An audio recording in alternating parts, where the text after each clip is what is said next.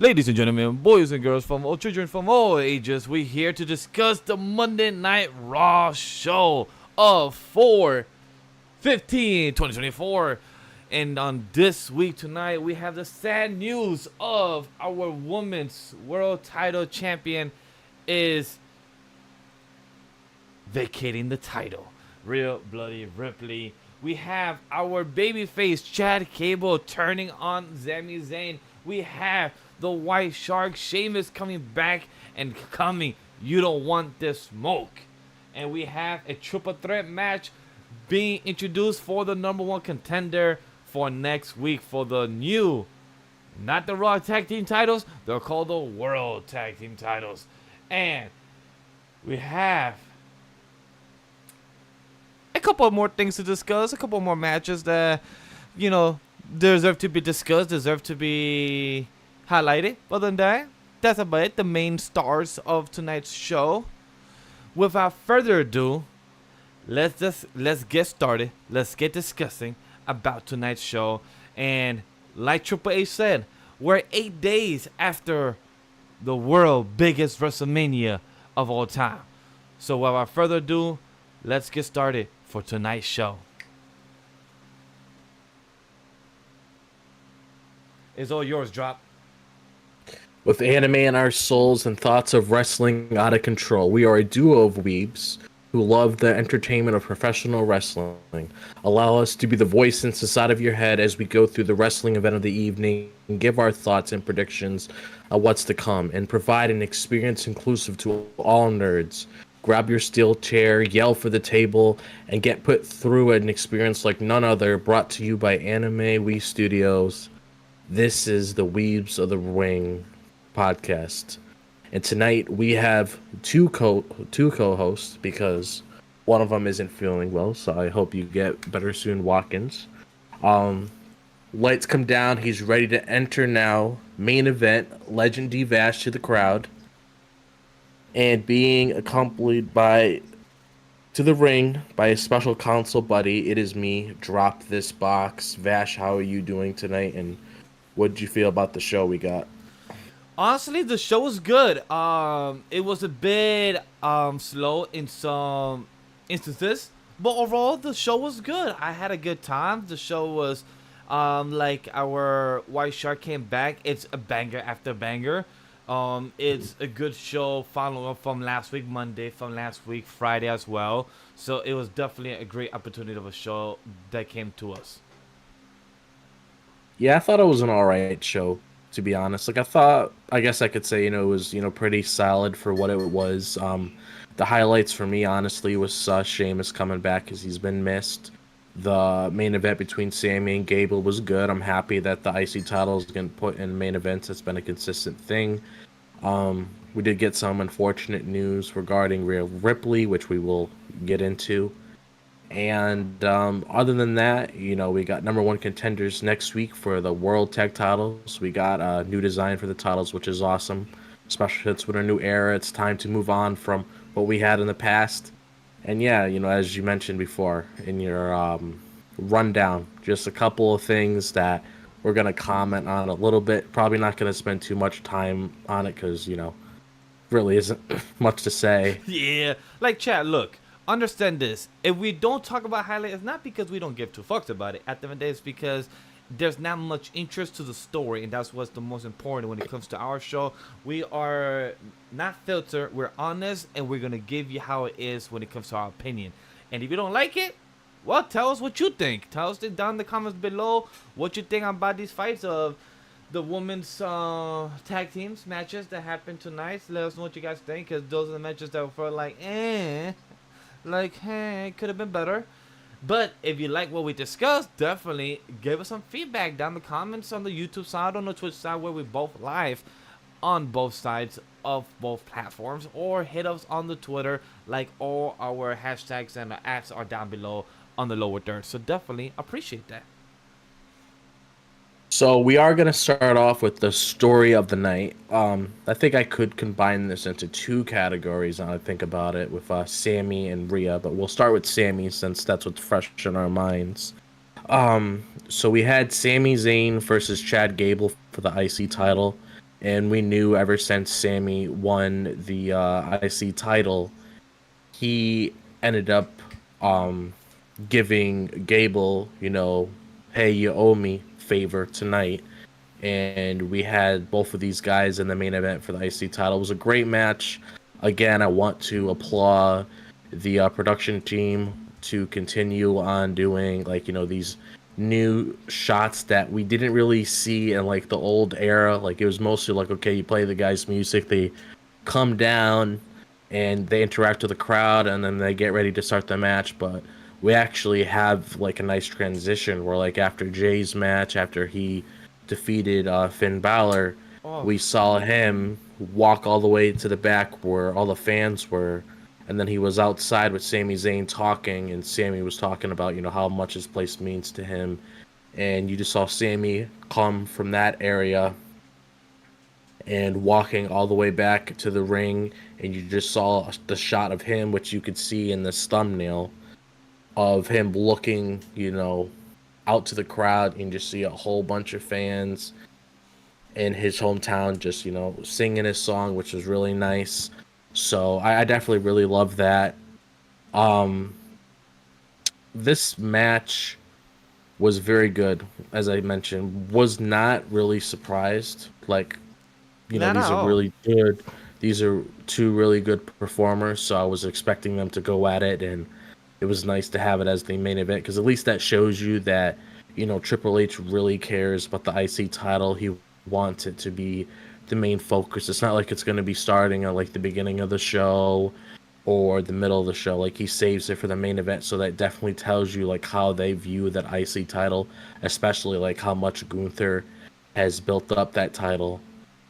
But the big thing I do that want we to did add. see, I do want to add to what you said about the entrance alone, the entrance of the camera work leading up to what after Jey Uso exit to the transition of meeting with Sami. It was so perfect. It was such a beautiful homage to what Sami said, just saying like this for him is the biggest wrestling city in the world is what he believed in. Him saying that 25 years ago was where he first came to the stadium to watch a wrestling match, and now 25 years later, he's entering as a champion, and he said that he will also exit as a champion. So I love that, like, wrestling is not just about the wrestler; it's also about the meaning. What's the story behind it? What's the message? And I love that the extra details that Sami adds, and I love how the the superstars are also talking to the camera, and like they are talking to the audience. They're talking to us because the way Sami was like, hey, you know what? Here, come follow me. And the cameraman was just following Sami through the crowd, just following everyone, excited, just seeing him, singing him. And he was taking that moment as well because he hesitated for a couple seconds before he entered down the tunnel, and then he just the whole arena erupted once he came through. Once everybody saw him, it just felt like the energy, the vibe, and I love that very much. yeah, that was really nice to see. Um, the big thing that we did see towards the end of the night was Chad turning on Sami, and to be honest, I can't really say it was surprising because we definitely saw it coming. Because if you backtrack to how the build up to WrestleMania was, and when Sami and Chad Gable were part of that gauntlet match to determine the number one contender to face Gunther at WrestleMania, you knew for a very long time that Chad wanted to get his revenge on Gunther. He wanted to, eventually dethrone Gunther and, put a smile on his daughter's face again because of the history that those two been through.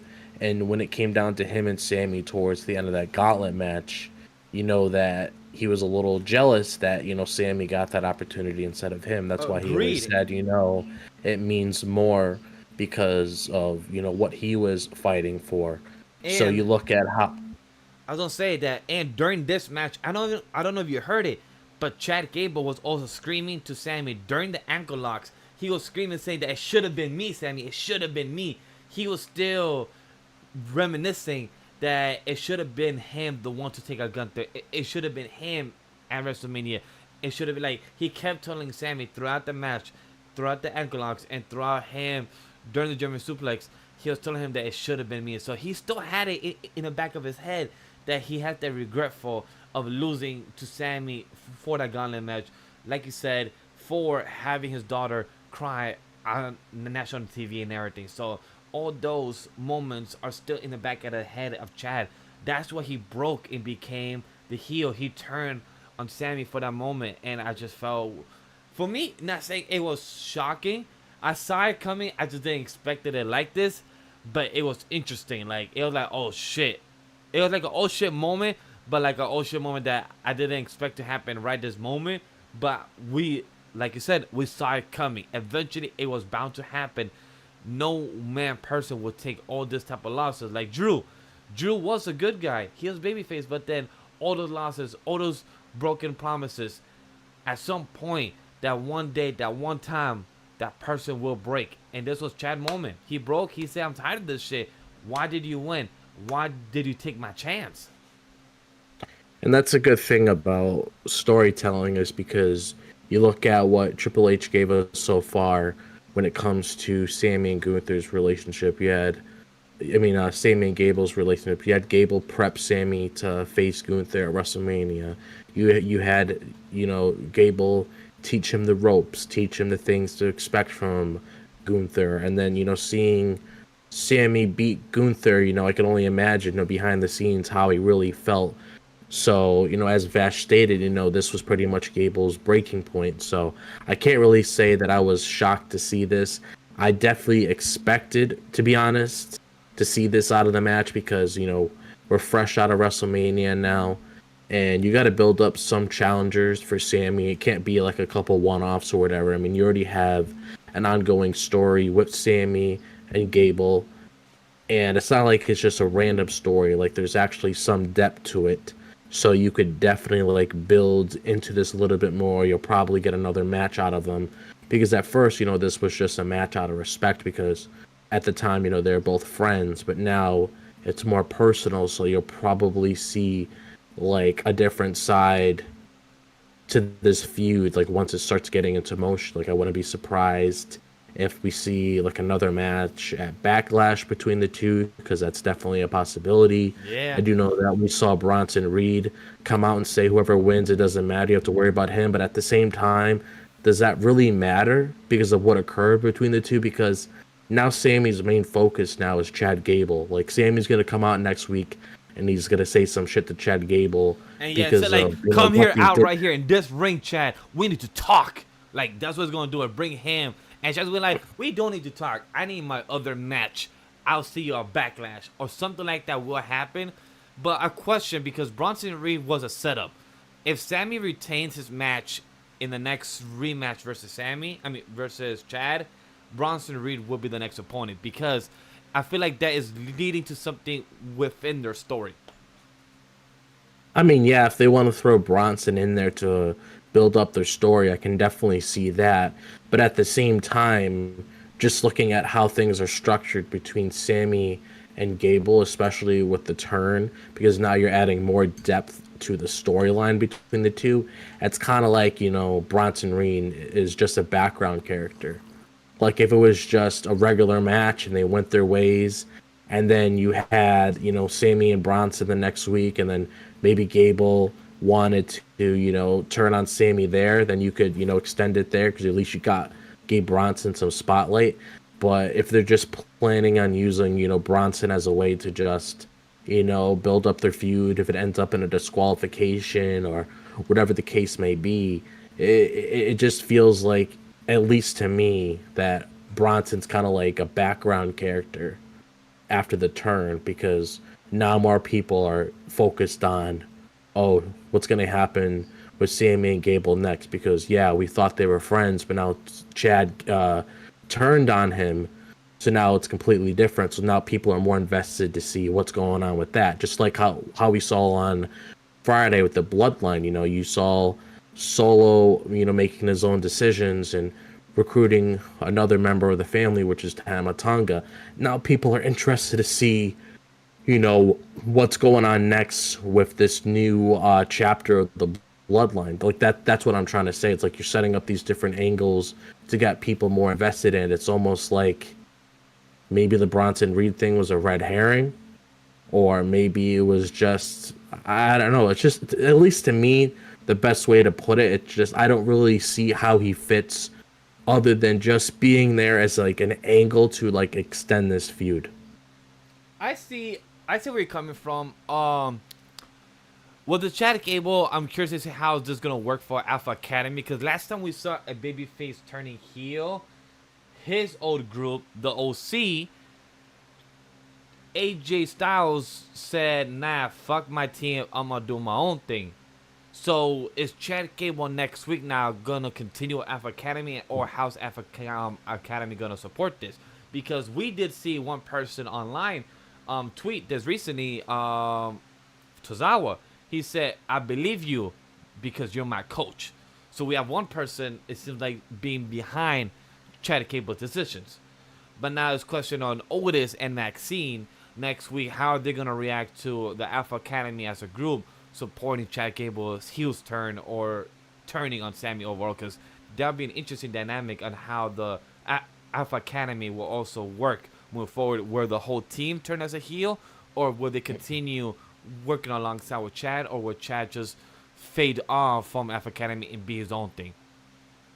I'm starting to lean towards him going off on his own and doing his own thing, because I know for the longest time they wanted to push Gable as like a singles competitor, and since he has like a personal story going on with Sami right now where you could add a lot of layers to, I feel like it would be a lot better if he separates himself from the group right now, because currently the group isn't doing anything.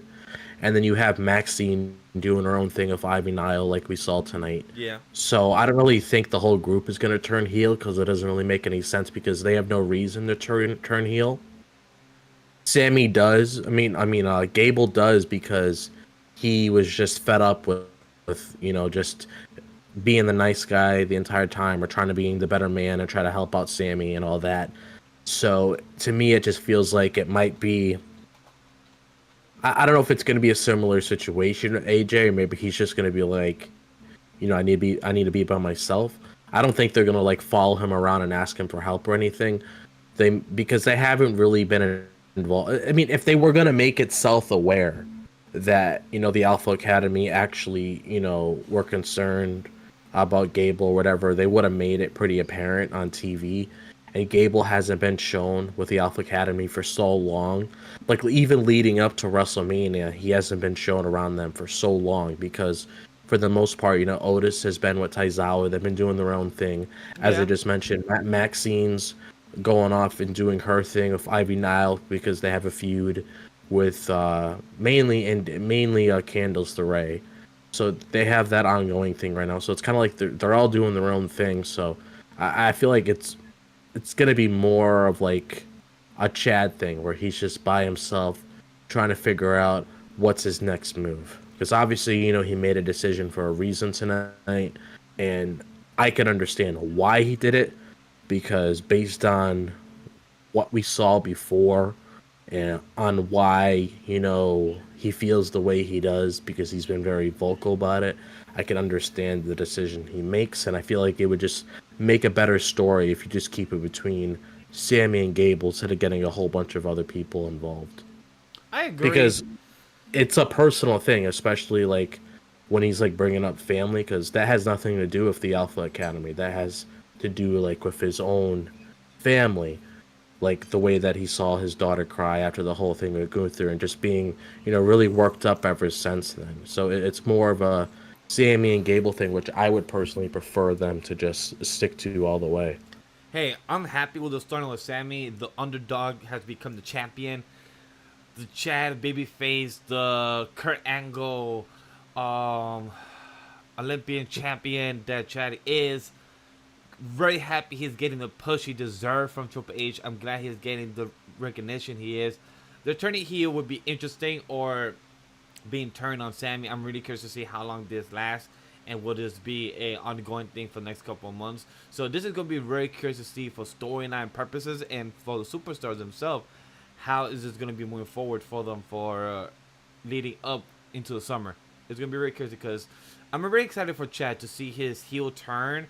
How's his gear like is his gear, his attitude gonna stay the same, or is he gonna just add more emphasis in his demeanor and in his moves? So that'd be very curious to see.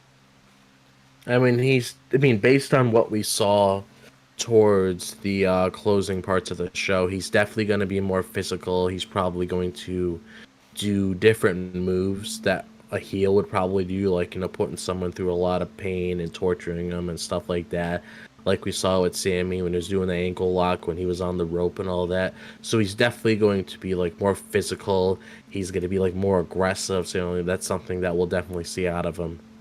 And like another thing I do want to point out as well is, like, since Gunther built up the title to make it feel legitimate, it's also nice to have an intriguing story to keep that build up that Gunther gave that title, to just make like an interesting feud to go along with it, instead of just like, okay, we're gonna hot potato the title, we're gonna like have 2 or 3 matches with each other, and then that guy's gonna win, and then that guy's gonna hot potato the title and give it to the other guy. Like, at least there's an intriguing story to go along with this IC title, so it's not like what Gunther did with the title to build it up didn't go to like a complete waste.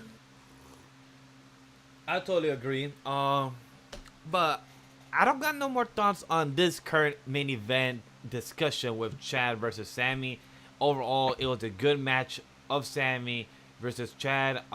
Great counters throughout the match. I would say them knowing each other so well. It was such a beautiful match between the counters of them going back and forth. I think I saw 6 counters is what I counted between them. And straight going back and forth between Sami and Chad. So that was really nice to see. The German suplex was really nice. The Helluva kick at the end was so splendid. But other than that, I don't got any final thoughts. Any more final thoughts? How about you, Drop? Got any more final thoughts for the discussion? No, that's mainly it, honestly. The next thing I do want to dive into, which is the other main story that I want to talk about, is what happened with Rhea Ripley. And I wanted to, put the Sami versus Gable story and this story together, because they are the 2 highlights of the show. Agree? Because normally we would be saying stuff about Cody, but Cody's really just waiting to find out who's the winner on Friday so he could start building his feud for whoever competitor he's going up against, between LA Knight or AJ Styles. We obviously know it's going to be AJ, because there is history there that we discussed on Friday, but we'll get into that at the later date because that doesn't matter right now. Yep. But like I mentioned, Rhea Ripley had to vacate the Women's World title, and I did see this being discussed on the line before the show aired. Like, I think I saw it maybe like an hour or so from PW Insider. Yeah, this was brought up rumor, I think, since the morning of today, of Monday, or I think early afternoon. It got rumor brought up. So it's like, once I first saw it, I'm like, is this story related? I'm like, okay. Once Rhea started the show, came out with the brace, I was like, oh, this does not seem like story related. It actually seems like it could be legit. Yeah, because it was stated that when her and Liv, well, I guess to say mainly when Liv attacked her next week. And keep in mind, I do want to make this self-aware as well, because I've seen some people, act stupid online. And I don't want you guys going out there and blaming Liv Morgan or any competitor in general, because it's not their fault that things like this happen. They're a part of a professional wrestling company, and a lot of them, take bumps and stuff for our entertainment. They put their lives on the line doing all these crazy stunts and stuff like that. So don't go out there and blame Liv Morgan. It's not her fault. I see the stupid tweets online. It's ridiculous. Don't be like pointing fingers at her and stuff like that, because your first instinct is, oh, well, her last interaction was with Liv last week, so it's all Liv's fault. Let's all point fingers at her. Like, don't be doing that stupid shit. Like, I'm sorry to show this side of me on the show, but I have to be honest, because it's stupid. It's childish. Don't be pointing fingers at her. It's not her fault Agreed, because 100%. And people need to understand that these could be injuries that has been building up for months or weeks prior from WrestleMania, weeks prior from matches with versus Nia. But maybe Liv, her stupidity with the chair being thrown was the last straw, or maybe Rhea falling down to the wall was the last straw that gave her arm the last injury push to get to where she's at now, where she has to take a couple months break. I also want to state towards what Job said, because I saw a question going online that why couldn't she held the title while she was injured like Seth Rollins, where he was not fighting from the month of January until WrestleMania because of his knee injury, so he was excused to not fight at the Elimination Chamber, at the Royal Rumble, so he was just clear but still holding the title. The other question was, why can't she hold the title to like Roman, where while Roman's on vacation and still being the champion for 1,000+ days, but only defending it for 30 times, etc. Why couldn't Rhea do the same thing? People need to understand that we're in Triple H era, so those things that have happened prior, when it comes to Roman Reigns' title reign, does not happen now, where the champion cannot be here and for 3-6 months not be represented. The story could still continue because of Paul Heyman and the bloodline. But with Rhea, her story cannot continue when she has a Judgment Day, but nobody can represent her in the woman division. That's my answer to that. When it comes to Seth Rollins' position, he was still pushing the storyline in his roster, in his story with Drew and with The Rock and everything else. With Rhea's reasoning that she has to vacate, one, my assumption is that her injury is actually severe, that she has to take a break for a set couple months, that they wasn't really specifically on how many months, just being gone for a couple months. Two, Rhea's face, her expression, showing how sad, telling the audience that this is the most important thing to her life right now, is this title, is this reign. And also, people need to understand, she's young. She's in her early or mid-20s right now. So she has time to get the second, third, fourth title. Her reigns ended with 380 days as champion. That should be appreciated, that should be respected, and that should be honored for her as her first world title like this. 380 days is an accomplishment on its own.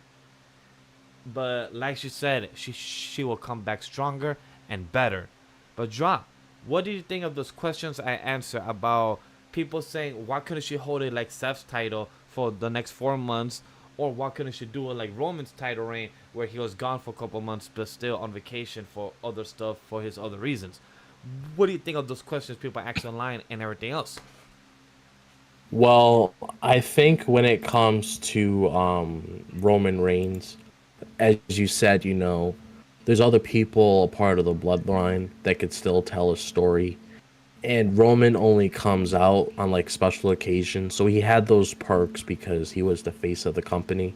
So he was able to do whatever he wants, because when you have like those perks, you can kind of get away with those kind of things. Because, at least like when Roman comes out and does his own thing, he's able to compete, because people mainly use Roman as, kind of like The Rock. He comes out on those special occasions because of that shock factor. When he's there, the ratings go up the roof. It's the same thing with Roman. When he's there, the story's going to advance. The ratings are going to go off the roof. It's going to be a really big moment once he shows up on television. Just like the next time we see him, whenever he decides to come back, when he shows up, it's going to be something big's going to be happening on television to advance whatever storyline that's currently going on. So with Roman's situation, I think we were probably self-aware of that for the longest time. The other thing that I can see that's a little bit more debatable is with Seth, because at least from there, you could have like maybe a little debate between, Seth and Rhea. Like, why couldn't Rhea still hold the title if Seth was still able to? I think it's only because Seth told us the status of his injury, where he could still be there as long as he was careful and he wasn't competing. because when Seth was on the road to WrestleMania, he was building up his feud with Drew McIntyre. He was building up his feud with the Bloodline, and he wasn't physical at all. He only got physical when he was at WrestleMania on night one with him and Cody teaming up against Rock and Roman, and then the following night it had him and Drew. And I believe it said he was also going to be out for a month as well because of that. So, he was pretty much on the shelf, just building himself up through like promos alone throughout the week. He wasn't physical, he wasn't pushing himself or whatever. With Rhea, it could have been because of how severe the injury was, because you have to factor that in as well. And especially like a girl like her who does all these power moves and everything like that. You never know like the current status of her condition, because we noticed that she's been wearing a brace for quite a bit. Yeah, So maybe the brace on her right there arm was for quite a while, but we never had any type of backstory for it. yeah, so maybe there was like, a reasoning behind that where the doctors looked at it and like, hey, maybe you got to step back for a little bit so you could, eventually, be ready when you come back, so you don't have to worry about putting yourself in like a situation where it's going to get even worse. Like they probably just did like a recommendation where, hey, maybe you should, sit to the side for a little bit, rest, get better, and then when the time comes, you can come back and do your thing again. So I think what it really comes down to is like the condition of the injury.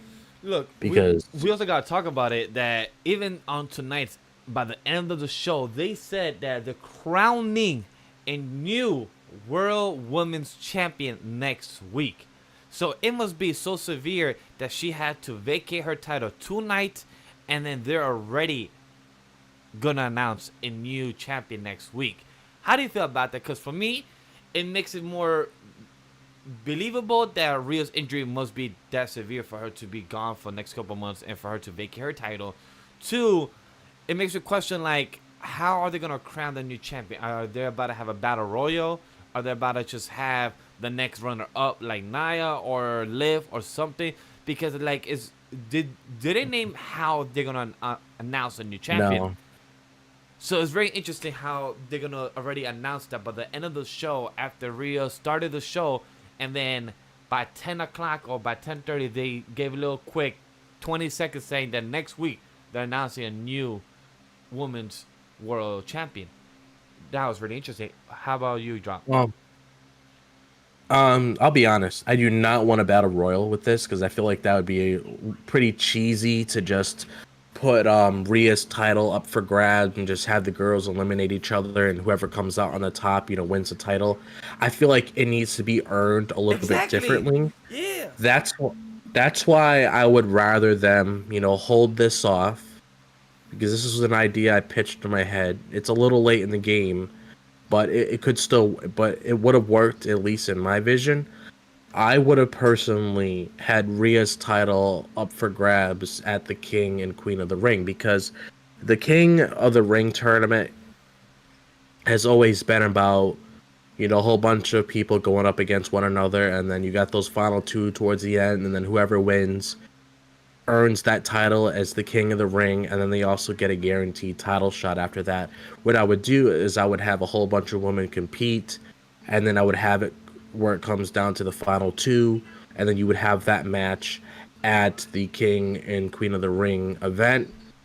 And then but instead of getting the title shot, you would get the opportunity to win that title, and that's when I would have, the champion crowned at that moment. So I'm hoping whatever they do, it makes sense, because if it's one of those things where it's like, oh, hey, Nia, you can have the title.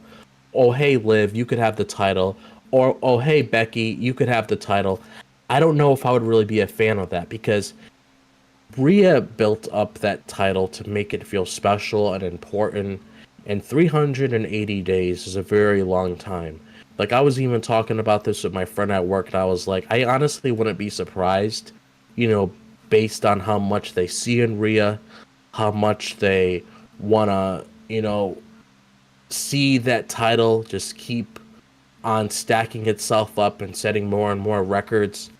I wasn't even shocked that Rhea could potentially be even having this title for like 1,000 days, just based on how they've been building up Rhea, because they see a lot in Rhea, Oh like a yeah. lot. Like if you want to name like a top star in the women's division besides Becky Lynch and Charlotte Flair, you have Rhea Ripley being that figure, especially when it comes to the future of the women's division. So I wouldn't be surprised if she was at, like 5,000, or I mean 500 days, stuff like that, pretty much along that landmark. I wouldn't be surprised if it came down to that. That's why I feel like if you like just give it to someone like as a gift, or you have like a battle royale, I wouldn't be a fan of that because I just feel like that's kind of cheesy. I feel like Same. that's just like a cheap way to win. It's like, oh, okay, so it's kind of like me and Vash getting put into a battle royal, and you have Walkings in there and a whole bunch of other people in there, and then it comes down to like me and Vash, or me and Walkings, or whatever the case may be, and then we eliminate each other and we just win like that. Like it's different if it's like a Royal Rumble, because depending on where you start in that match, definitely guarantees like what odds you really have, Yeah, like because you gotta like really put yourself through a match like that. But like a battle royal, and keep in mind this is just pure discussion, nothing's confirmed. But I feel like a battle royal would be stupid, and I don't really see Triple H doing anything like that because he's above that. I don't really think he would just put that title up for grabs, like a battle royale, because that's really cheesy. yeah, like it has So, to be earned. Like I totally agree with you. Like, and also the draft is literally like in 2 weeks, so it's just weird timing where I mhm. don't have to feel rushed. Like Triple H, if you're watching this, if you see this, if your team tells you, hey, I heard about a new show called Weebs of the Ring. They're having a good discussion about we don't have to announce a woman's title next Monday because the draft is coming in 2 weeks. And we don't need that yet. Like, Backlash is coming up. How about have a tournament for the next 3 weeks to see who goes on Backlash at France and then fights one-on-one for the title? I would have preferred that. Build up the next 3 weeks until Backlash so you can at least build up that Monday Raw or Friday SmackDown champion for your world title of the women division. Because right now, without Rhea, who was a dominant player of your women's division, is out of the count now. She's gone. So it's like, who's your... Now you have to build your Monday roster, because your women's division right now is... Becky's kind of taking a vacation, even though she's going to be wrestling for WWE Live very soon. We have Nia. We have the tag team women division players going on. But we haven't seen Zoe Stark in a while. We have not seen Shayna Blazer. So we need to build up our women division to feel more dominant with our Rhea now and see what the other players continue. Because Liv right now, I don't think she's in the babyface side right now. She's in the heel side since Rhea right now got taken out by Liv. So I'm curious to see if Liv is going to continue her revenge tour and continue being the heel side. Because that would be very nice to see. Where right now we have the good side and the heel, the babyface and the heel side in the women division continue being pushed forward without Rhea. And I would love to see when Rhea comes back, how will she get mixed into this new women division moving forward?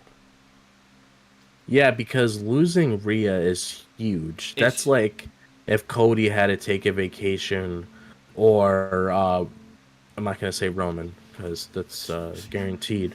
But it's like losing your like key players. Like Rhea is like a big key player in the women's division. That's like a massive loss. and So and you there's a massive gotta loss really, for Judgment Day too, as well. yeah. So you gotta really like stop and think exactly like what sort of direction you're gonna head down with this title and what kind of stories you're gonna tell. That's why I think doing like a stupid battle royal wouldn't really make sense. That's why I'm hoping maybe there's a couple matches throughout the night. Maybe we have like, I don't know, maybe a triple threat, kind of like how they did with SmackDown. You got 2 triple threats. Maybe you have another match towards the end of the night. I'm not entirely sure, Yeah. but I at least want whoever wins that said match, I at least want it earned. I Yes. don't want it to be one of those things just like, okay, we're gonna choose you and you. Like, I want it to be like, okay, we got these group of people. You want to do a fatal 4-way, you want to do a triple threat. You do that, and then you do another one, and then you have those 2 fight later that night in the main event. And what To sucks is crown. that this is literally 2 weeks after WrestleMania. Like, this is 2 weeks after her big moment. 2 weeks after her hugest W after Becky Lynch, her hugest accomplishment. Even before her WrestleMania moment, Gerg had a panic attack. Girl was having anxiety before the hugest match of her career. And then knowing that 2 weeks later, you have to vacate the title, like, I can't imagine the pain, the anguish, the frustration that Rhea Ripley must feel. But also showing her humanity and knowing that she's in pain as a regular human being. It just shows how she's just like a regular human like us, just going through pain right now, and she's hurt right now that she has to drop one of her most important things that's close to her home right now is that title. The only thing I could say is that best of recovery for you. I believe in you. When you come back, you will be stronger and better, and you will take this women division back into your belt. And I'm hoping the next person that wins this title will be as good and as dominant, because people may not realize that this is the second person that will own this title after Rhea, because Rhea was the one that took it after Charlotte Flair. That was originally the SmackDown title, and then it became the new world title with design and everything. So this will be the second person crowned as the world women's title champion. Yeah. So they really have to, as I said, really sit down and structure how they're going to do this whole thing. Especially if you want to, like, you know, carry on what Rhea did and make the title feel important. Just like how I spoke about earlier when it came to the IC title with Gunther, continuing what Gunther left at that title. You got to do the same thing with this Women's World Championship as well. So, I hope Rhea gets better. She's definitely going to be missed, and I honestly can't wait to see her come back. I'm hoping at the latest, maybe a SummerSlam, she comes back or whatever. And I do want to just comment on one thing that you did spoke about before we move on to the next thing, is with Liv Morgan's current condition right now, or current position right now on Monday Night Raw. I feel like, honestly, at least from my perspective, What's up? she should embrace all of the heat that she's getting, because if she goes out there, people are just going to boo her because Rhea's just over. Everybody loves Rhea so much, Agree. Even though Rhea is a heel, people still cheer her on like she's, Girls mommy. the greatest. Yeah, exactly. And rightfully so. But it's like, Liv being out there, she's just going to get booed because people are just going to remember her, even though it's not her fault. But I Just want because to. of the story that Liv and Rhea have, they're going to, look at Liv as the person that took Rhea out, and they're just going to constantly boo her. So I feel like if Liv wants to do something with this, the smartest decision she can honestly do is embrace the heat that she's getting, tackle that heel character from her, and just continuing on doing what she's doing. That's honestly the best thing to do with heat when it comes to the crowd, is embrace it, do something with it. Don't ignore it. Embrace it, do something with it. Because you can't really be a face if you're getting reactions like this from the crowd where they're just constantly going to keep booing you and stuff like that. Like, you have to embrace it and do something with it so it can advance your character to the next level, because this is a good opportunity for Liv if she decides to, take something like this. Like, if she wants to work something with the crowd, this is what she needs to do. I want to add something to that as well. Liv Morgan, she had a backstage interview. I forgot who was it that did it, but Liv Morgan answered saying that, why people hating me when I took out Rhea for her arm? It's an arm for an arm. She took me out for 8 months. Nobody better than I. Nobody came at Rhea. Everyone was okay. Liv is gone. But when I take out Rhea, I'm the bad guy. I'm the one that is to blame. Nah. is a payback is a bitch. Revenge tour continues. So I love how, to your point, Drop, she is doing what she's saying. She's showing the facts. She's saying, hey, I'm not the bad guy here. Rhea took me out. Guess what I'm gonna do? I'm gonna take you out. Hey, to me, it's a scratch for your back. It's a scratch for your back. I know that's the wrong phrase, but you knew what I meant. No, I know what you meant, and it does make sense. How she worded it, why she did what she did, but still, I feel like she should definitely take advantage of how the crowd views her now because of what happened. Story-wise, it would be really nice if she embraced it, because you only get so many opportunities to do something like this, and it's right in front of her, so she might as well just tackle it and see where it goes. We just got to see what the next couple of weeks hold for Rhea and for, not Rhea, for Liv. To see, hey, would you be okay if Liv becomes the champion next week? So somehow this revenge tour leads her to become the champion. Would you be okay if she's one of the person that gets the crown? I mean, if I had to choose somebody that I could see it potentially being, and it could possibly play off to something later in the year, then Liv Morgan I can definitely see. Same here. Just because when Rhea comes back, she's gonna be a bull, and Liv's gonna be that red flag, and she's gonna start charging right after her. I'm all for her to continue charging and taking a Liv. Hey, if Rhea comes back stronger and better and more dominant, and if she gets more built like every type of superstar that has gone away and it comes back and just extra buff, extra muscles, and extra like aggression, I'm all for it. Rhea, all right, cool. That's the extra dominance on a level from 100 to 1,000. Let's see what that comes up with. And the other thing that we did see tonight, which was really nice, was the Damian Priest video package, where it was essentially going over the past 10 years, showing where he was then all the way up into where he was now.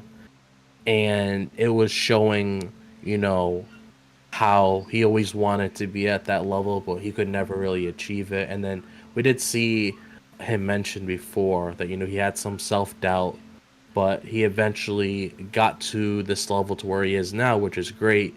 And I'm honestly happy to see him in the position that he's in right now. I feel like he's definitely going to do a good job with the World Heavyweight Championship, because one of the things that he didn't mention at I don't know if it was the WrestleMania press conference or was another press conference he was a part of, but he did acknowledge what Seth did for the title, and he wants to continue building on to that with the World Heavyweight Championship. So I do applaud him for that, because it's nice, as I mentioned before with Rhea and Gunther, it's good to continue those legacies that the other people had with the title prior, to bring it to even higher levels than where it was before. So I'm happy that he acknowledged that, and it was just really nice video package overall. The video package was really good because they show shots and scenes of outside of WWE. They show him back at other wrestling companies, now showing the logos and everything, but just showing the close-up shots of Damian and everything. And I love how honest with Damian is with the honest himself. The way it started, like 10 years prior, I was homeless, self-doubt, I didn't believe in myself and everything, and showing that he's the man who he is today is because he continued perceiving the best that he believed in his abilities and coming out on top. Even the shot that was shown at 2019 at the Performance Center, doing the promo mic work, practicing it and executing it or not, getting the feedback by other superstars or the trainer saying, yeah, that works, let's improve that. So I can't imagine to see how Damian, how proud he is as a person who's representing Puerto Rico, the heritage, but also just representing himself, showing that you believing in yourself and not having that self-doubt and actually getting shit done. Look where he's at today. So I'm very happy to see him as a champion, as somebody who's succeeding where he is. The video package was 2 minutes or something, but I believe it was such a good package for him and to show as a champion, which is weird for me that we didn't get much of him as promo work on the ring, but he gave his marching orders to JD, Dom, telling them like, hey, you guys go finish Andre tonight. We gotta show them who runs this Monday Night Raw, who runs this business, and then telling Finn Balor like, yo, I need Prince tonight. Prince gotta take out Jey Uso. We gotta show them that we are the Judgment Day. But also, I felt, question to you, I felt like a chemistry between Finn approaching Damian in a way was like, I feel like Finn would betray Damian in the future or something like that, where Finn will also want his title. I felt that questioning coming from him. What did you think of that? Am I going off base, or what you think, Drop? I mean, it's definitely something you can build to down the line because they had tension between each other in the past, but they eventually overcome it. But you never know if there's like some jealousy there where it's like, you know, Finn never really got his moment because he had to drop that title when he got injured. So maybe he feels like in his eyes that he could be in that position now and he could actually have a reign in that title where he can actually, you know, do something with it and, you know, have a main world title run on the main roster that he didn't really have a chance to really do yet because of that injury that he had many years ago at SummerSlam when him and Seth were fighting for that Universal Championship. So it's definitely possible. Since we're on the topic, I was going to talk about the Dom and Andrade match and the Finn and Jay, since we did talk about the backstage segment. I would say that the Dom and Andrade segment, it was pretty good for what it was. I did like the I think it was called, I don't remember name of who am I talking about. I think it was like a Canadian destroyer. Yes. That Dom did on the ramp, like outside the ring. I really did like that. That was a really nice spot. And we pretty much have build up here for next week's match where we have Andrade and Ricochet, which made sense that he came out because he has past history of Dom and JD, and since he's not involved with the world title since he didn't win that match last week, it makes sense that he put himself in there. So Andrade and Ricochet versus Dom and JD should honestly be a really great match. I did not expect a tag team like them two that I wanted, and I'm so thrilled to actually see Ricochet coming out. Andre was hesitant on giving him the hand, the dab.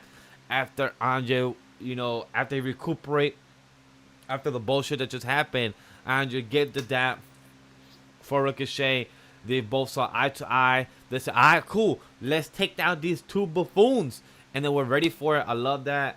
Really interesting to see how their dynamic of tag team will be next week because, like, Ricochet is a high flyer but super strong. Andre is a high flyer but he's more muscles. So I'm really curious to see how both of their styles of pro wrestling would be next week. And I'm really curious to see if we're going to see any tag team flying jumps from them. Yeah, it's going to be really interesting to see how everything plays out next week with this match.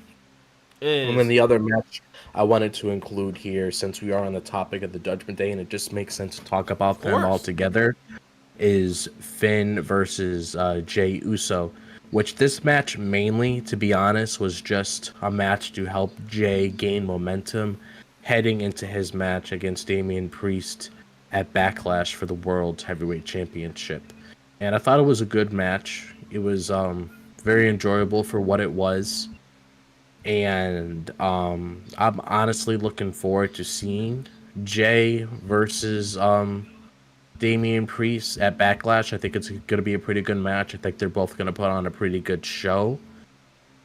I don't see Jey winning it because I have this strange feeling, since they've been very vocal about what's going on with the Judgment Day, and they saw what happened, and they showed what happened on Friday, and it cut to Jey right away. I definitely feel like they're going to try to factor in Jey with that current storyline, especially with the draft coming up. You never know what show Jey's going to go on, and I definitely feel like based on what they're doing with the bloodline right now. Yeah. I think I said Judgment Day by accident, but pretty much what they're doing with the bloodline right now, I definitely feel like Jay's gonna factor into it, and I feel like it's gonna be one of those things where it's gonna be a similar situation to Sami and KO, where it might take some time for Jay to trust Jimmy based on what happened.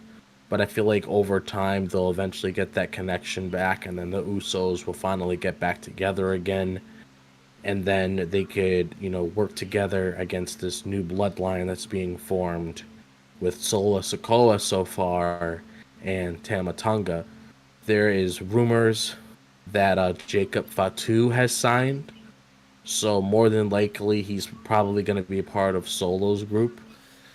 And I'm not entirely sure who else is going to be a part. Like, obviously, we know it's going to be like Roman, Jay, and Jimmy. There's probably going to be a fourth guy we don't really know yet. We honestly have to wait until we get up to that point. Yeah. And if we hear anything online about potential signings or whatever, I did see that there was a rumor about how they're paying close attention to like the status of Tonga's brother right now. So you never know if he might factor in. But we just got to wait and see what that happens. It's all speculation of what is to come with the next couple of weeks with the bloodline stuff. Yeah. Like, we know that Roman is probably turning face soon. Oh yeah, 100%. Especially Jimmy after as Friday, well. 100%. Like with Jimmy as well, we have Jay already the face main event. Jay Uso. We have Jimmy that's probably gonna turn the face soon as well. So we have an interesting dynamic with this where the draft is coming up, like you said. The reason I love this match between Finn and Jay is that they have an interesting pro wrestling style, both of them, with their movesets, but just seeing what led up to it, because we have the Cody ending his promo work that we're going to discuss in a bit, where, hey, Jay, I want to be there just like you was there for me. I could be on ringside to support you. I love Jay's answer was like, nah, I'm going to do my own thing. I'm going to do me, and I got myself. I need to prove that I could do on my own. I love how he said that, like proving to himself that he could still do on his own, because who was always alongside him? It was Jimmy. For all these years, he always has somebody to protect him, get his back, but it was Jimmy. Him getting jumped from the Judgment Day was a nice reminder that he could still get jumped, but he's fast enough to escape, and that's what he did. He escaped through the crowd. He got jumped by Finn. In the beginning of the match, Finn music came on. Boom, Finn wasn't there. Finn was behind him, jumping from the back. By the end of the match, it was JD and Dom, because Damian was distracting him. I'm like, yo, I'm here to show you I'm still the champion. By the way, there was no pop for Damian holding the title up like that. So I was kind of laughing about that. I don't know if you noticed that, but while Damian was on top, holding that title, be like, yeah, I'm the champion still. Right here, you're going to verse me on Backlash. There was no pop for him. I was like, I don't know if that's a good thing or a bad thing at that moment, or if it didn't matter, but I questioned of like, okay, he has no pop at that moment. Yeah, I could see where you're coming from, and it could just be because he's a heel and nobody really cares about the heel that much. But yeah. But I think what I'm more excited to get into, probably a match that really stood out to me that was personally my match of the night, was the long-awaited return of Sheamus. Because I've missed Sheamus for so long. He's been away for 8 months. I honestly didn't realize it's been that long. But Sheamus, honestly, is going to play a big factor, especially when it comes to the IC title, and I'll dive into that a little bit later after we're done discussing his match. But one of the things that I do want to highlight when it came to Sheamus returning is that he got his classic theme song back, which I know a lot of people were really excited about online. A lot of people were petitioning, not literally, but a lot of people were really hoping whenever he came back, he had his classic theme, and he did. So it's really nice to see that theme return, because Too many lives. because we even saw on Friday, Tiffany Stratton had her classic theme from NXT, which was really nice. So it seems like, they're listening to like how the audience feel about certain theme songs that the superstars come out to, and they know a lot of people love Sheamus with this song, so it's nice, especially since he's been away for so long. It's honestly nice to see him, come out to this song, and this was a great match, especially like With you put Ivar, him man. and Ivar. Such a fantastic. The way he's so agile. Goddamn, Ivar is fantastic for such a big man. The way he does his cartwheels and the way he does his leg drop is fucking phenomenal. Just to see this big man move. Yeah, I'm honestly surprised that like Ivar can do a lot of the things that he does, but like that's like the best thing about certain people. You never know what they're gonna pull out of their bag. Like, seeing Ivar doing a moonsault at the top rope, I would never expect that from him, a man his size. Not saying there's anything wrong, like with the way he looks or anything, but it's just something I wouldn't expect out of him. Like I was expecting more of like a whole bunch of power bombs or just big like attacks, kind of like how Bronson Reed does it, where he's just like doing all these different kinds of moves to be really aggressive with his opponents. That's what I originally expected from Ivar long ago, but he's definitely impressed me with like the kind of move set that he does, and I always look forward to whenever he's announced to be in a match, because I always know it's going to be a great match whenever he's in the ring. And especially when you have Sheamus in the ring, you always know you're going to get a banger after banger after banger. And it was like one hell of a match. And, Sheamus looked excited to come back. He came to Pat McAfee and Michael Cole. He was celebrating with them. Yo, that was really nice. He was choking Pat. He was literally having him in a headlock. Like, he came in with the most excitement. The way Sheamus, I don't know if you noticed in the camera, the way Sheamus came to the announce table, knocked down their drinks, and then just hugged Pat McAfee and just grabbed Michael Cole, just swinging him around. And throughout the whole time, he was just holding Pat on his arm, like choking him. And it was hilarious how Pat was like, yeah. He was trying to be like in a serious phase, but Sheamus was just having the best of his time of his life in this match. It was interesting as well during the announcing and during the backstage of the digital exclusive that's online. They said that Sheamus hasn't been here since 8 months, since August of last year, but they avoid saying who was his opponent, Edge, the Radar Superstar, because now said Edge, the Radar Superstar, Adam Copeland, is at AEW. So I don't know if he doesn't have a Legends contract to not be name dropped. So that was really curious to see that they kept saying that he's been gone for 8 months. They've been gone since the last match in August here in Canada, where he returned, and the last match it was in Canada. But to not mention his last opponent, that was pretty interesting. Did you care for that or notice that did it name drop Edge? I mean, I feel like they could have name dropped Edge only because last Sunday for WrestleMania they name dropped Daniel Bryan and Edge, who are people that are currently in AEW right now under like Bryan Danielson and Adam Copeland, because when they were going over the people that Roman faced for that championship, their names were name dropped. So I feel like they aren't really hesitant of name dropping thing, because they wouldn't have done that. Like if they were hesitant, they wouldn't name those said people that aren't in the company anymore that Roman has faced for that title and beaten. So maybe they just didn't say anything about it in this interview that he had. I didn't see the interview, but I'm guessing maybe they didn't mention it because maybe it just wasn't there. During the interview, he didn't mention. The only thing he said, I forgot who did the interview. I forgot if it was Jackie or somebody else. But at the end, he was asked, "Is there anything that you want to tell to the current superstars that's of your return and of you being back?" All he said was that you don't want this. I wish you said that you don't want the smoke, but he literally just ended off saying that you don't want this. That would be more of a Street Profits thing. Yeah, it is more of a Street Profit, more of a like of that style. But with Sheamus saying that, it's like Michael Cole also said it during the announcing of that match, saying that with Sheamus' return, he has had a lot of world champions. He had a lot of U.S. titles, but the one title he could never have gotten, still haven't gotten, is the IC title. Michael Cole mentioned that during the announcing, so it shows that Sheamus may be hunting for the IC title in the next couple weeks or months, for sure. Yeah, yeah, and that's the thing that I tease in the beginning of this discussion as well, because I can definitely see that being a plot point that we're going to showcase later this year with Sheamus, where he's eventually going to get that opportunity to go after the Intercontinental Championship again, either if it's against Sami Zayn or Chad Gable or whoever has that title at the time.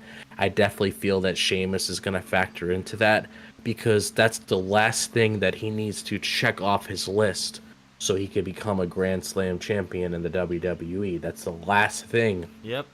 that he's really going out there for, because that's something that he really, really wants. So depending on what direction we are at the time when that gets showcased with Sheamus, once again, it all depends on like where we currently are 4 to 5 months from now with the IC title.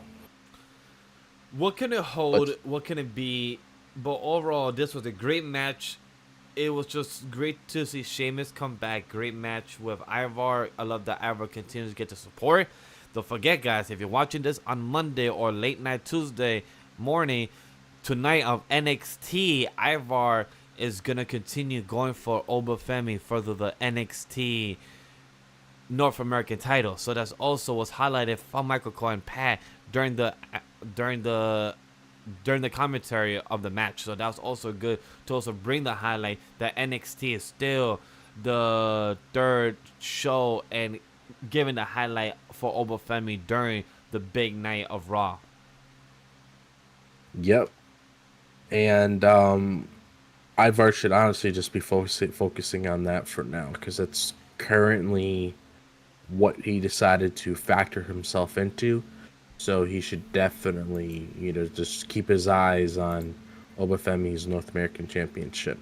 But moving on to the next segment of the night, which happens to be the triple threat match between DIY, New Day, and the Creed Brothers to get an opportunity at the World Tag Team titles, which we finally, as I mentioned before, the titles has been done for quite some time. They just haven't really had the opportunity to really, go out there and showcase them yet. But tonight they did, which I feel like was really smart on their end.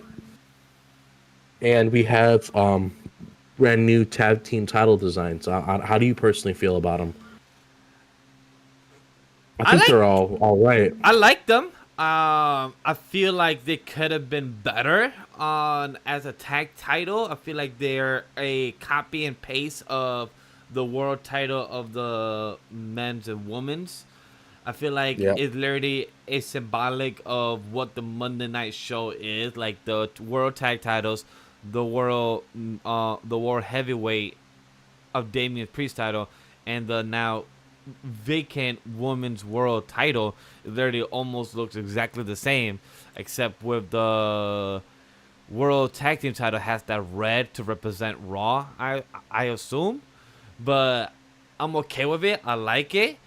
I just feel like I would have liked to still see a tag team kind of symbolic on the title itself, like the two Greek gods that were on the original titles for all these 20 plus years. I want to have something at least represented to show that this is a tag title, not just a world tag title just with a slap of the W on it and just say the world tag title. I don't know, like design wise, solid. Do I think could have been better as a representation for a tag titles? Hell yes. Hell yes, could have been way better. Yeah, I definitely agree with you. Like, as you said, it's just pretty much a copy and paste of the World Heavyweight Championship. Like, don't get me wrong. From, like, a view, the titles look pretty clean. But at the same time, I feel like they could have done a little more with it. Because, I mean, I remember when I was, like, sitting down in my basement and watching Raw on the TV, I remember getting this feeling when I looked at it. Where I was like, oh, I wasn't disappointed with it. I was like, oh, I was honestly expecting like a little more because Right? like I was like, I that's it? I get I get the whole branding thing, like the whole W on the title doesn't bother me. It's mainly outside of that I felt like they could have done a little bit more because it just kind of feels like they took Seth's title and with the women's world title they just changed the straps, turned it white. And then with this title all they really did was just add world tag team champions on it. Like, Like that's if all they it really did, was. if they did something on the side where they could still have the Greek gods of the Warriors on the side, great. But I don't see that there. Like, I wanted to have something up. Like, cool, you want to have to market it. I get it. You're a company. You are a company that worries about the marketing aspect of your division and of your titles because you want to sell them as a product, as a item and everything online, and you want people to carry and have a whole slap of a W to represent the company. But also, you have to differentiate your women's men's, your men's and women's representation of that title and the tag titles. Don't have them all look exactly the same, like a all gold with a W on it and have the world behind the W. I don't know. Like, I feel like the design, I wonder how many people drew the design and said like, hey, this one looks the best. And I'm like, you know, it could have been a lot better. Like, we could have done a lot more work and more time on it. But my funniest thing about this, other than the titles, was Triple H not trying to break character during R-Truth segment. During R-Truth just doing the bullshit he does, the comedy he does, Triple H literally said, yo, literally just said, fuck this. Can I have the Rock titles? Yo, Adam Pearce, I'm gonna leave. Good luck with the rest of this bullshit. That's literally Triple H response towards this is like he's escaping the comedy. He could have contained himself. There's a few moments if you look at the camera that Triple H is like smirking, trying to contain himself of laughing with the bullshit that R-Truth was saying. Like, you're not Triple H. You're Tommaso Ciampa. You're not my boss. And Pearce is like, bro, why are you talking to our boss like that? Yeah. And we find out our number one contenders for the tag title match, which happens to be DIY. It was a pretty good match, don't get me wrong. Yes. But I'm honestly happy they're going this direction because when we did our WrestleMania prediction a couple weeks ago, I personally want to have DIY as tag champions and New Catch Republic as new champions because I feel like, especially since Triple H trained them back in the old black and gold days and everything, I definitely feel like Triple H wants his boys, like his main boys, to have those titles and bring them to new levels. So I'm honestly hoping in this match next week, and no disrespect to Truth or I don't want them Miz to at all, lose. I honestly, I'm on the flip side of you. You and me on the flip side right now. I don't want Awesome Truth to lose. Like, I'm happy for the match of DIY versus Creed Brothers versus New Day. Great match. I agree. They did beautiful spots, beautiful moves. Creed Brothers was awesome. I hope they continue showing up every week and doing what they do. DIY, very excited for their spot. Very happy for them.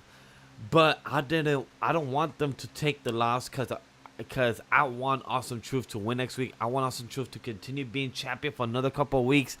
Like, maybe a backlash. I don't mind if they lose.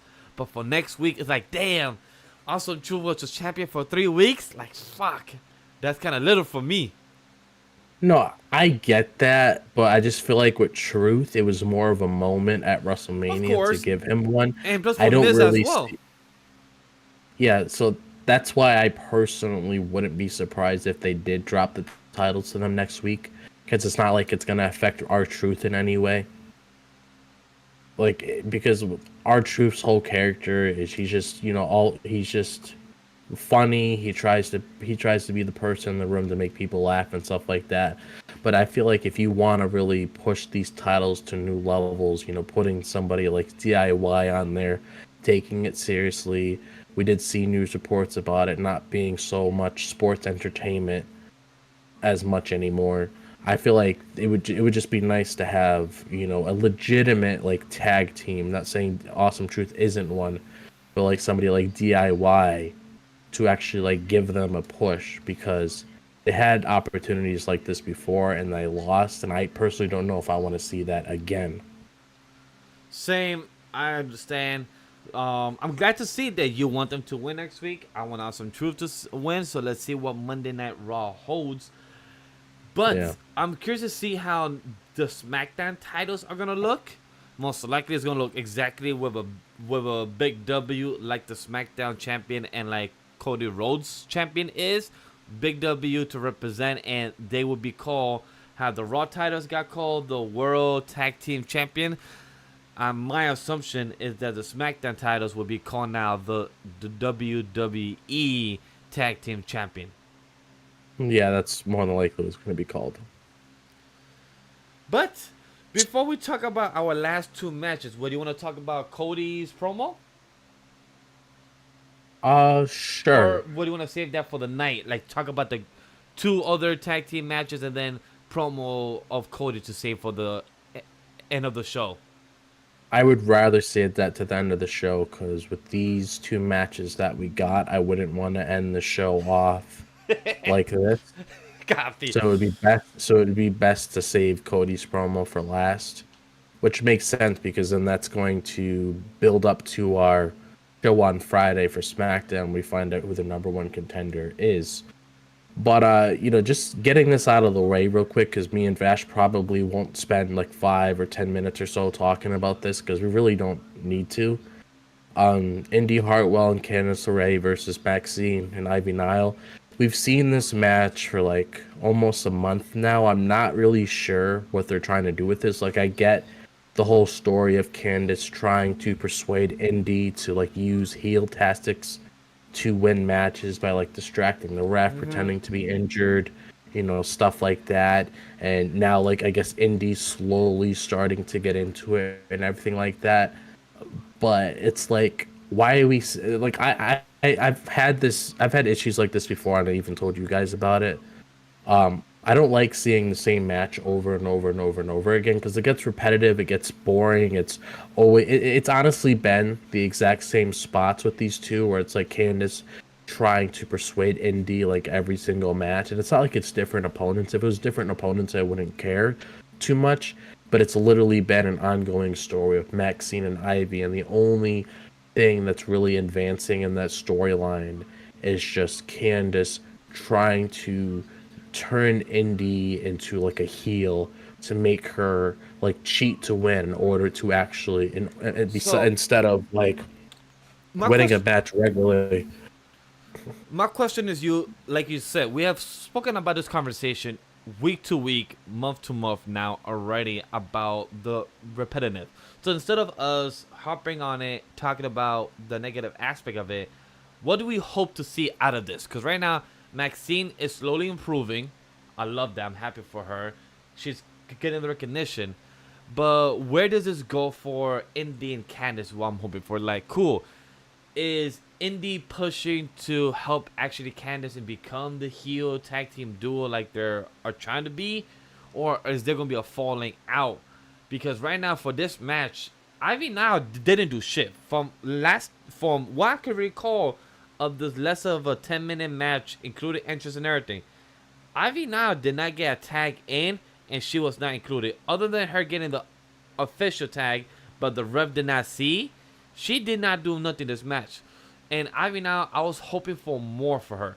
She's kind of feeling like a mid-card, which is totally fine, where there is no mid-card title for the women division for the main roster, which I'm still hoping for it to be announced very soon, since we have one already announced for the NXT side.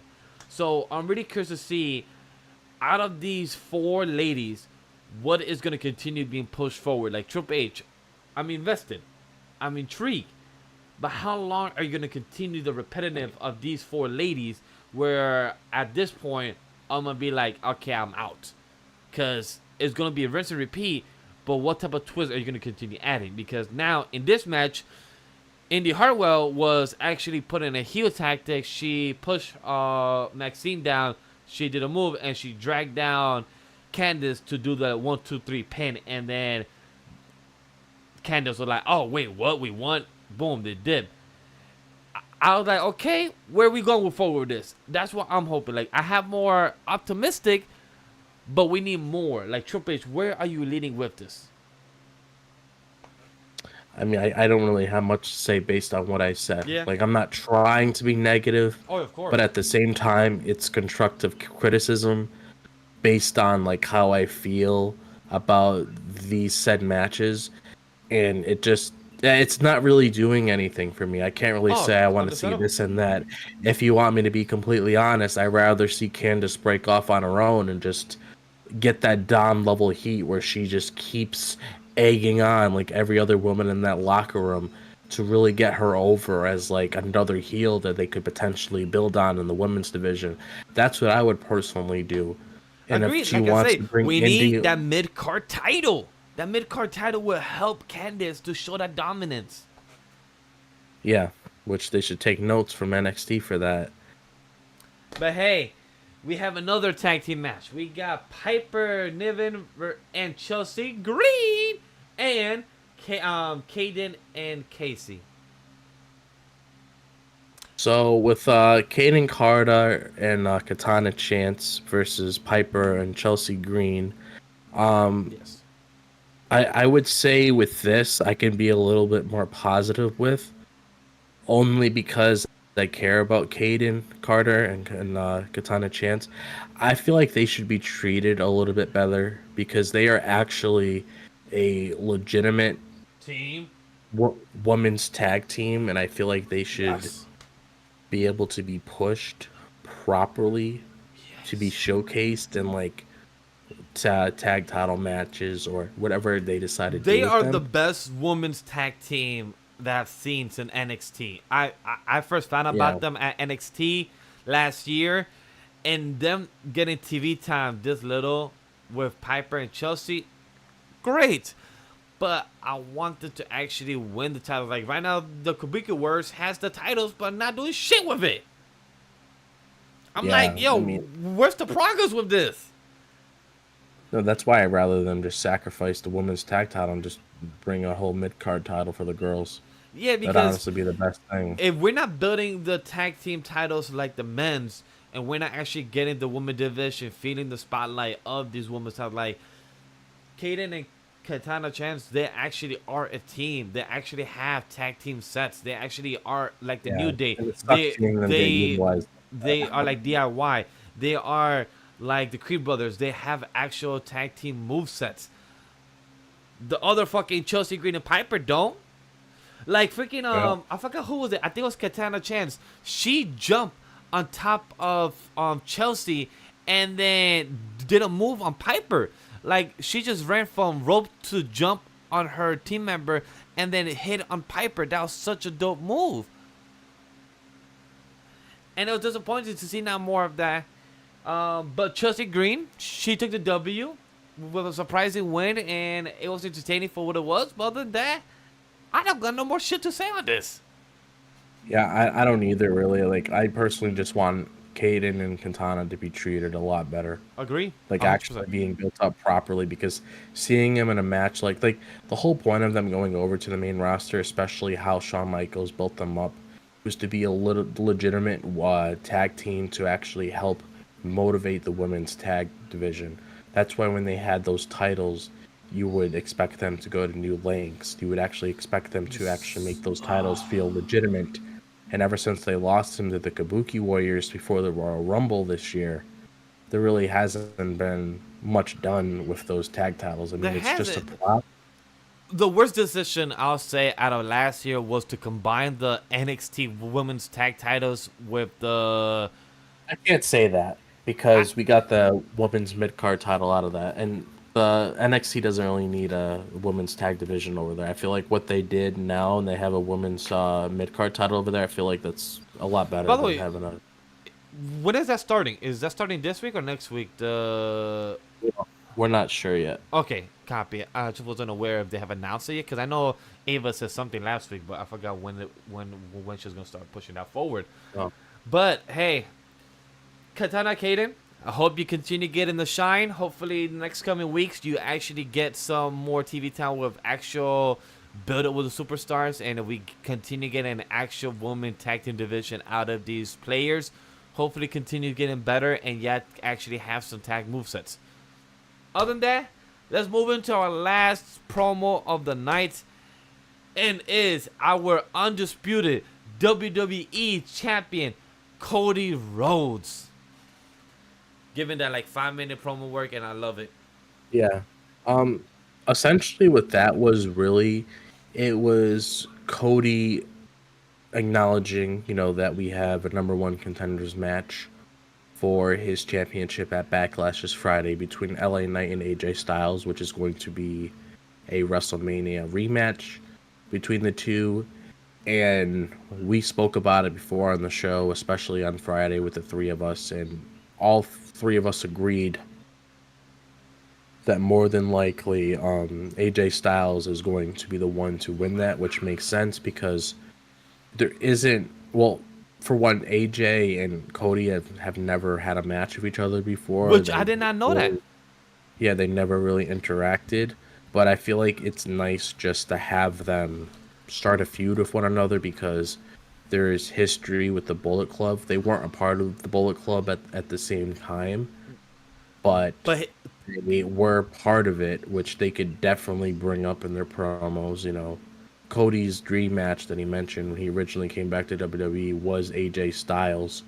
So you could definitely have things like that being brought up, because if you want Cody's title reign to feel legitimate, which I definitely feel like it's going to be because he's the poster boy, he's pretty much the new face of the company ever since he dethroned Roman at WrestleMania. That's the guy they're pushing. And people got to start complaining online, because I keep seeing that shit online with the most stupidest takes about that. Like, oh my God, Cody's all over my timeline. Like, motherfucker, he should be. He's the face of the company now. Roman is out. Take the L, you stupid fucks. I'm sorry. I just went off a little tangent there, but it's like, I've just been seeing that online today and like the past couple of days since the win of Cody, and people complaining like, oh my God, I see him on the WWE shop. He's everywhere. I'm like, bitch, he's supposed to be everywhere. He's literally the face of the company currently. He's supposed to. Whew. Exactly. By the way, I did not know AJ Styles fought Dusty Rhodes all those years ago. I did not know that. Yeah, back in TNA. That was amazing. I saw the match. It was pretty cool. That'll probably be referenced as well, to be honest. I would not mind it. I will hope so. It will include into the conversation. Yeah, more than likely will. Like stuff with Bullet Club, stuff with how AJ and Dusty fought back in TNA all those years ago. I'm pretty positive once we get that exchange of words between Cody and AJ for the first time, I'm pretty sure that's going to be brought up. And that's definitely a good feud to start off Cody for his first title defense. What do you think 100%. Of his line in his beginning of his promo, him saying that he doesn't know his last few nights of Monday Night Raw? Because he said that he has to give thanks to Adam Pearce because he said that he's a champion of Friday Night Smackdown, but he's still coming to Raw, and he gave his thanks to Adam Pearce for that because he said like the draft is coming up, he doesn't know how many nights he have left of Raw. So do you think he was, just saying that as a promo, or do you think he might be staying on SmackDown after the draft? I think you pretty much answered your own question there. He's probably just saying that based on the draft being around the corner, so he doesn't really know where he's going to end up. And the thing when it comes to the titles is just because those championships are on a certain brand, that doesn't mean if Cody has the undisputed WWE Championship, which I am happy that they named it that instead of that Universal thing, because I always found that really cringe name. And that was mainly a thing for Roman, by the way. I feel like the thing with that is, like, it doesn't matter if that title's on there. You could still draft champions, and then that championship could be part of Raw, or that championship can be part of SmackDown. Yeah. That's the rule of the draft for years. Like when John Cena was like the WWE champion, he was on SmackDown, and then he got drafted to Raw. Wherever he goes, he brings that title with him. So wherever Cody goes, he brings the title with him. Wherever Bayley goes, she brings her title with her. Which I'm honestly thinking, I mean, there's a good chance Cody could go to Friday Night SmackDown, but I honestly wouldn't be surprised if he stays on Raw. And then you probably have like Bayley come to Raw, which honestly would be a nice change of scenery for her, to be honest. Because, you know, she's dealt with Bianca, she's dealt with Asuka and Io and all of them over there. So it'd be nice if she had like new fishes in the pond that she could try to see what other challenges can be over there. Because the whole roster as a whole needs a big shake-up, and Yeah. SmackDown stack, so you need to keep it on like an even playing field. Especially when it comes to the women's division. Like, it definitely needs to be more even, because SmackDown has way too many people over there. Chat, just know that that week of draft, Friday night, we usually are live for the sidecast on Friday since it's a shorter show. But know that for that Friday draft and for that Monday draft, we will be live for both sidecasts for sure. I'm not sure if the whole team will be there for the sidecast, but I know I would definitely be there. The one thing I also want to highlight for Cody's promo, he gave a huge shout out to the workhorse Seth freaking Rollins. He gave him a shout out saying, and I love the way he first started the sentence. He's saying that, hey, I gotta give a shout out to the man that said who would be my shield, and he stood by those words and became my shield. I love that line so much, because he even knows that the internet, the articles, everyone has done videos, content creators and everything, have spoken about how Seth Rollins, the line he said back in January or beginning of February to now, it brings up saying that he became the shield for Cody Rhodes. So I love that, how it just comes back full circle. Cody Rhodes acknowledges that. So I love that he gives him that shout out for what he has done for the business and know what he did for his friend. So that's a pretty cool shout out for our boy Seth freaking Rollins. Yeah, I'm happy that he acknowledged that, because, you know, in the past, it's almost like they just overlooked that and just moved on to something, and then once that person came back, oh, hey, did you forget about me? The reason why you're here is because of me and stuff like that. So it's nice that at least in this new era that they're acknowledging, you know, the people that helped him get to where he was. Like, he even acknowledged Jay later that night. Yeah. He acknowledged stuff that you said. So I really Cody's always been that kind of person to acknowledge the people that helped him get to where he was. So I really did enjoy that part of his promo where he was acknowledging Seth and like how Seth was his shield and how Seth has been his friend through everything ever since, you know, he started this journey, and eventually, you know, heading into WrestleMania when he had that fight with the Bloodline. Like, I'm glad to see him, you know, come out there and acknowledge, you know, all the hard work that Seth did, because, you know, Seth definitely deserves, you know, his flowers for all the hard works that he does.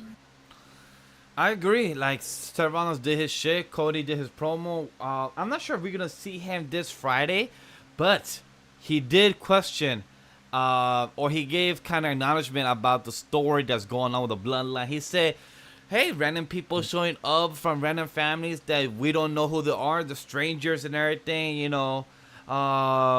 Your brother being hit. So I love how he kind of acknowledged that the Bloodline is having their own story, and he questions what the fuck is going on over there. And he said that the tribal chief gave the order, but the tribal chief is nowhere to be found. All those little questions, like, this was a 5-minute promo, guys, but so much was said and so much acknowledgement towards what needed to be said from our champion, from the face, saying about acknowledgement for Seth, saying acknowledgement for Jay, acknowledgement for him as a champion, that he is going to be fighting the rising star of WWE Universe, LA Knight, yeah, or the phenomenal one, AJ Styles. But once he brought up the Bloodline story and saying that, like, where's the tribal chief, what orders did he give when he's nowhere to be found, I love those type of little insights. And when it comes to promo, Yeah, The Rock too. He said that he gave like a 20-minute promo yesterday about The Rock, giving shout out flowers. I didn't watch the 20-minute promo yesterday on IG. I was too lazy for that one. But I did see the clip notes online saying that The Rock gave a big shout out to the MVPs of Seth Rollins. He gave a shout out to what Cody, Roman, and Seth are are are the pinnacle of the current era of the WWE universe. I think something like that between the lines he said. But hey, Rock, you did what you did. We appreciate you in your 6-month training, because I think Cody said that I wasn't aware that he hired the best of the best. You have the money that you can buy everything. You have a 10-week program he did and everything. So everything was involved. Cody was giving these little details, and he knows what's going on. I love how everything that goes outside of the WWE universe, outside of the show, Raw and SmackDown, but anything that involves the WWE universe gets spoken about. Like the Rock promo, Seth Rollins taking a break. He said like, hey, Seth Rollins is probably home while, watching Raw. I really want to give you your shout out. All those little small nuggets are so good and so small to be discussed. Mm-hmm. And the other thing I do want to mention when it comes to Cody's schedule, so starting tomorrow, no, starting on Wednesday, so he's probably already prepping for it now. He is going to be heading to the UK for the 17th, 18th, 19th, and 20th. So we will see him on Raw next Monday, and he will be there the following SmackDown and Raw, because the 26th and the 29th are the draft. So the 26th, the next time you do see him on a SmackDown. Not that that means anything, but obviously he will be there to build his feud with AJ. Yes, because he's not here this Friday then. Because that is where Becky Lynch will be at the UK for this week. Makes sense. Yeah. But another thing I do want to bring up, since we're on the topic of the draft, I just wanted to help close off the show with this, because we pretty much ran through everything. Yes. What is our overall thoughts, speculation for the draft? What is overall thoughts about the show itself? Go ahead.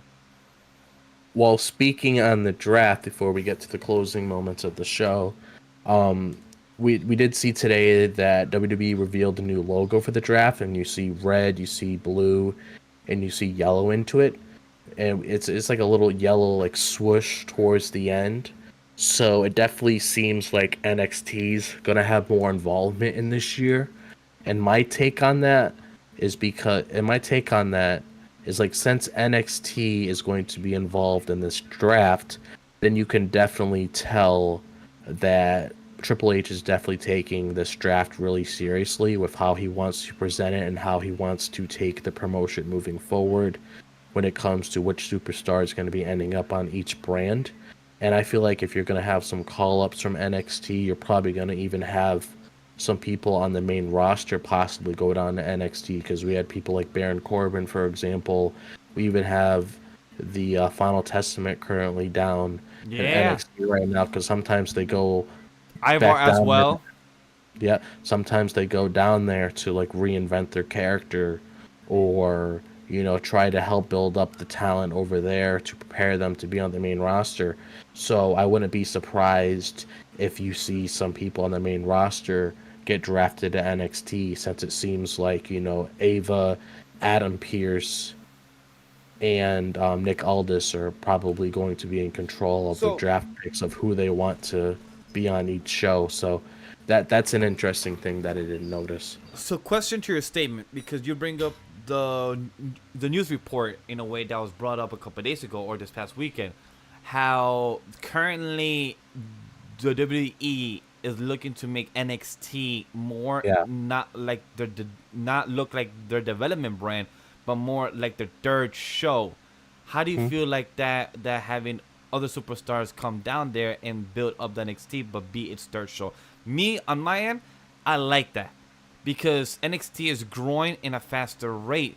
But do you feel like they should stay at the Performance Center still while performing as its third show, or do you think they should start going on the road like the main roster show? I feel like they should stay at the Performance Center because that's just how it is. That's how it's been like for years. So I don't feel like that's gonna change at all because that really wouldn't make any sense. But I feel like mainly when you have people go over there, it's just mainly to help reinvent their character or, try to like add some little tweaks here and there to see what they can do with themselves.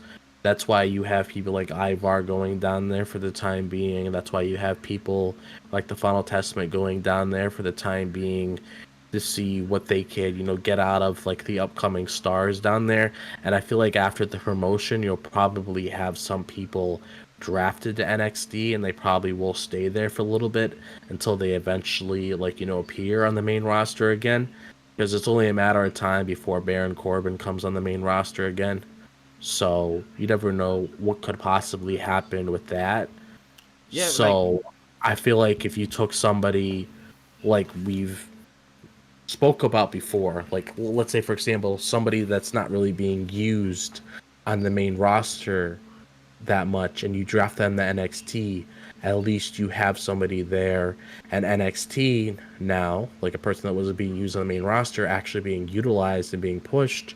And then when they reinvent themselves, they push themselves in a new direction, they come back on the main roster, then they have more of a drive behind them, if that makes any sense.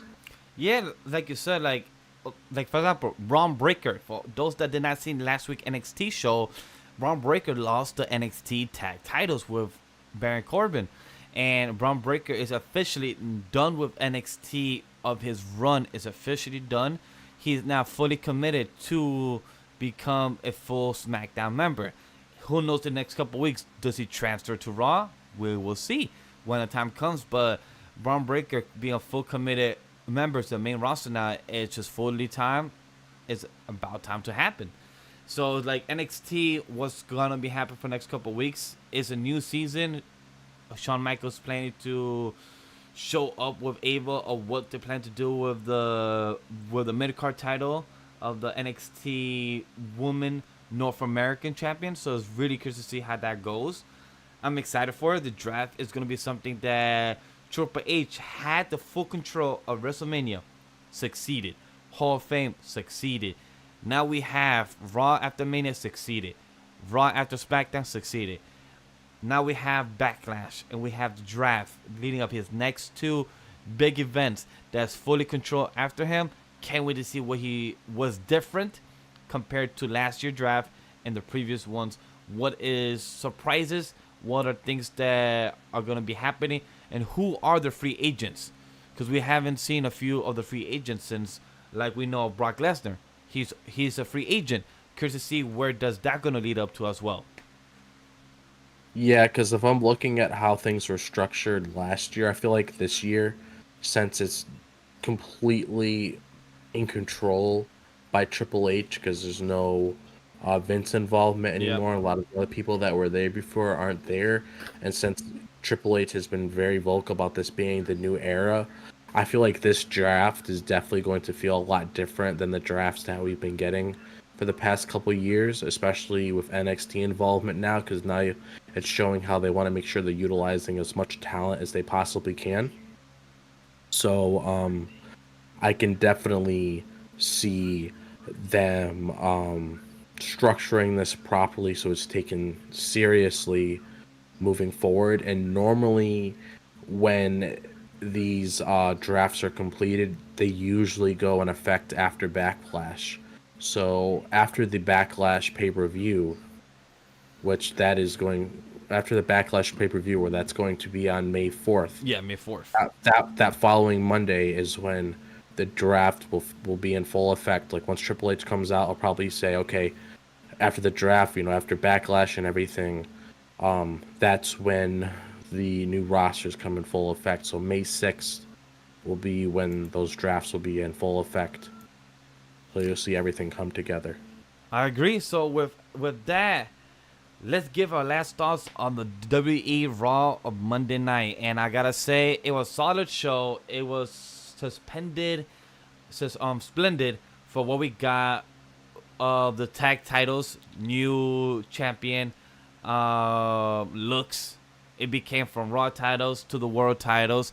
We had the sad fucking news of our vacant women's champion, Rhea Ripley, is gone. They already updated the looks. They already updated the vacant on the WWE.com online. We have no superstar there. So it's very curious to see how the woman division is going to be moving forward. And the woman division, tag team division, like we said, we may not give a fuck currently about it, but we hope it continues to improve and lead up to something in the future coming weeks for story purposes. And Awesome Truth, I want you to win next week. Can't wait to see where Watkins is on this end. Does he want Awesome Truth or DIY? Most likely know him. He probably wants DIY to get the W.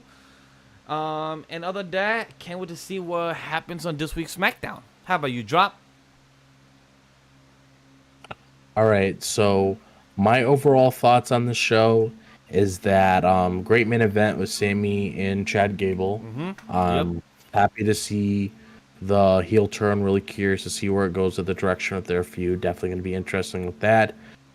Sad news with Rhea. Really hoping she gets better soon. Can't wait to see her back. I'm hoping and praying whatever decision that they decide to do with the Women's World Championship makes sense. I'm hoping it's earned. It's not just some random battle royale, because I really wouldn't be a fan of that.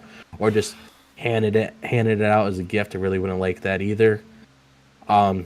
Cody's promo, mainly, just building up a little bit more to Friday's match. So whenever he finds out who his opponent is, that's when things are really going to start kicking into gear, and he can finally get into motion with that feud. And then you'll eventually see that stare down between him and AJ, and basically, all the stuff that you guys are probably waiting for. Sheamus coming back, always great. New tag team titles, the World Tag Team titles, really nice to see all that. DIY versus Awesome Truth next week. Vash wants Awesome Truth. I want DIY. Other than that, yeah, solid show overall. Happy. Other than that, guys, I'm going to keep it to our outro. Thank you for taking the time out of your day to listen to the Weebs of the Ring podcast. If you enjoy what we had to say, why not follow us on any of the social media networks where you can find AniMa W3 Studio on Twitter, YouTube, Instagram, TikTok, and anywhere to be on the social. Use the hashtag Weebs of the Ring. Interact with us about anything regarding wrestling before, during, or after our shows. Feedback is always appreciated, as we're nothing without you tuning in. Weebs of the Ring is presented by AniMa W3 Studio. Thanks to our production team, myself, Watkins, Drop This Box, Rome, and Jokestar.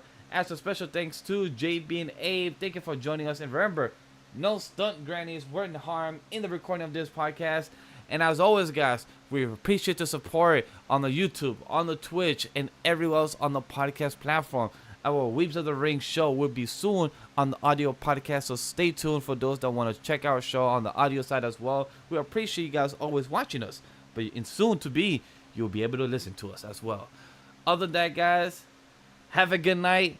Enjoy the show. Continue supporting us, because we see the views. We appreciate the support. And thank you from the bottom of my heart for continue supporting the new show of Weebs of the Ring. Other than that, guys, we see you on the next one on Friday, episode 22. And watch NXT tomorrow. Let's go support that show too. All right. Have a good night, guys.